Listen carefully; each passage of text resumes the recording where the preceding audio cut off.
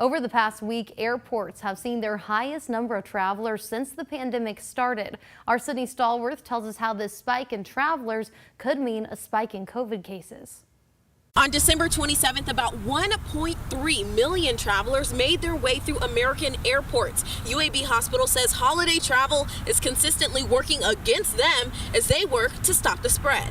This is probably going to portend a spike on top of a surge on top of a spike. Dr. Marazzo, director of UAB's Division of Infectious Diseases, says the holiday spread is going to catch up to us. Because we really haven't recovered from the Thanksgiving reverberations yet. And if Christmas is any indication, we will probably be seeing more cases. The Huntsville hospital system has nearly 500 COVID patients today. UAB Hospital broke a threshold with over 200 COVID patients earlier this week.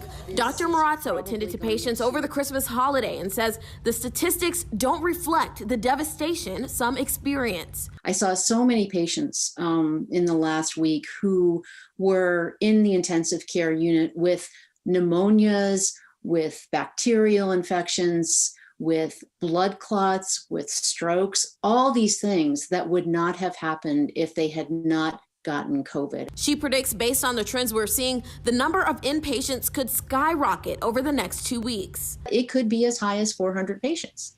And that is double what we have now. UAB Hospital is looking into taking emergency steps. I wouldn't call it a crisis yet, but those activities and that plan is being evaluated. I mean, we have to be ready to do it. And this could mean elective surgeries, which for many people are absolutely necessary, could be discontinued. Then you're really talking about limiting admission or having to decide who's sick enough to admit. And that's just a position that makes us very, very anxious. Putting the Valley first, Sydney Stallworth, WZDX News.